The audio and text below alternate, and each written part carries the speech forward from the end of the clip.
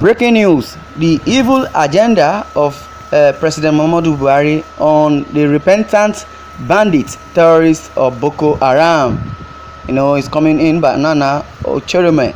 Operation Safe Corridor (OSC), which was launched by the Muhammadu Buhari regime in 2016, was ostensibly aimed to encourage repentant Boko Haram terrorists to surrender and embrace the de-radicalization or rehabilitation and reintegration (DRR) program. People who killed, destroyed schools, abducted schoolgirls, devastated entire communities, instigated suicide bombings, beheaded fellow human beings, created over 2 million refugees, and massacred over 350,000 people. According to the United Nations, they are allowed to go scot-free once they surrender. Thousands of so-called repentant terrorists have benefited from these dubious largesse. They are treated like students on scholarships and sent back into the populace with school or good pocket money as if terrorism pays.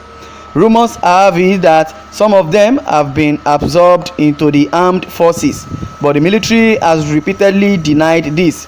Such rumors are fueled by reckless statements like the one created and credited to the GOC 7 Division, Major General Abdulmalik Bill, who boasted that repentant Boko Haram can contest for the presidency of Nigeria.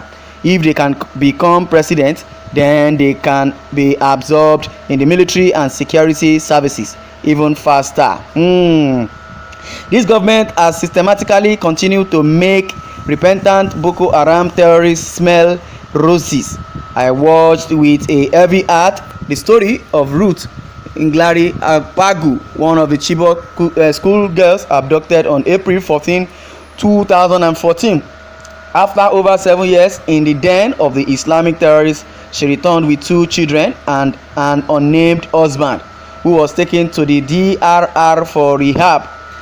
Governor Umaru Zulum of Borno State, while receiving them, expressed hope that more would come home. Ruth's mother was happy to see her daughter back. In other words, end of story. Tomorrow, the Boko Haram husband will go to his in-laws, reclaim his family, and live with them happily ever after. Yet, this was a girl who was forcefully taken from school, where she was sent to maximize her life's potentials. Ruth's luckier colleagues, who were quickly rescued and sent to the United States, have graduated. Her future was destroyed in the wilderness. She was sexually abused, forcibly converted to Islam, and married off to a member of Boko Haram high command without parent or parental consent. She was kept in the bushes for 7 years to spawn offspring for radical Islamists. Nobody knows what Ruth or her children and their illegitimate father can resort to tomorrow in their family, community, or the nation at large. Take note, what Ruth Akpagu went through is not different from what many other Christian girls have been going through in the hands of Islamic agents, provocateurs, since this regime came to power. The only difference is that Ruth was taken into the bush and violated. Other Christian girls have been similarly violated in the palaces of emirs and liars of Islamic clerics, and the culprits got away with it.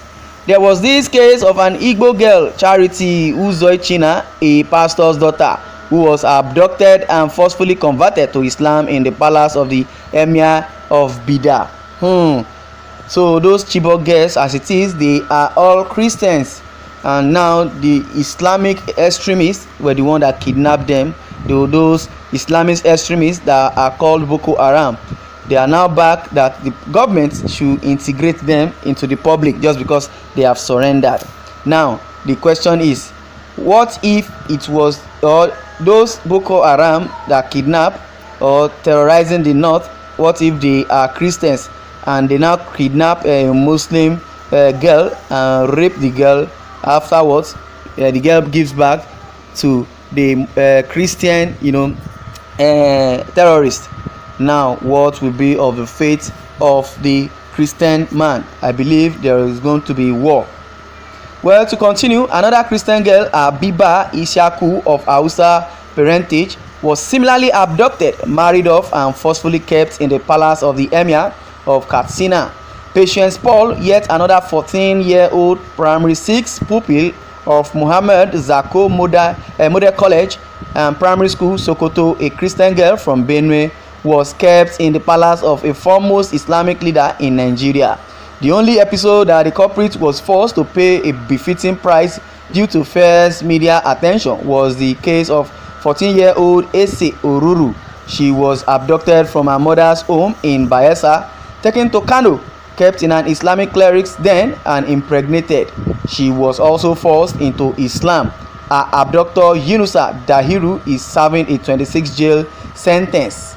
These are cases of systematic violation of the constitutional rights of Christian girls, both by Boko Haram terrorists and other northern Muslims. With the mindset of terrorism, the pattern of abuse is the same, and the pattern of official and cultural condonation is the same. The military's Operation Safe Corridor is rooted in an Islamic framework to offer terrorists soft landing without any intention of giving justice to those whose lives and properties have been wrecked beyond repair by the so-called Boko Haram. Those in control of our affairs do not care for justice because they share the same religious mentality, reflexes, and ideology with the terrorists. They have no regard for our constitutional rights. They are ruling us from their religious rule book, and we are taking it line supine. That's a blasphemy and propaganda from the highest order. Why would they rule us, with impunity? And why would they rule us indirectly or directly with Sharia law from their book, which is a brainwash book? Why are they not following the constitution? Why are they not following federalism? When your oppressor rough handles you to the point where you no longer offer any form of resistance, you are finished. You are defeated. He can have his way. The people of Southern Kaduna, Plateau, and Benue used to fiercely resist predatory Islamic fundamentalists. The military prowess they exhibited was exploited against the Igbo in Biafra. Today, they have lost all capacity for resistance.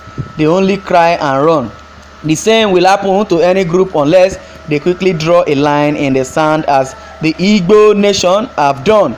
It is such a pity that Christian interest groups, especially the umbrella called Christian Association of Nigeria, can, after displaying the attributes of a toothless bulldog, have gone quiet.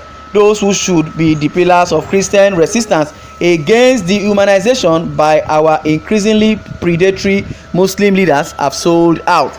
The so-called Daddy Geos prefer to be seen as friends of Aston Villa. They prefer to go from time to time to pose with the president for photographs rather than boldly and openly rejecting the evils targeted at the Christian community and being openly condoned by their friends. Ejike Umbaka and Hassan Kuka were in that bracket until they saw their nakedness and returned to the right path.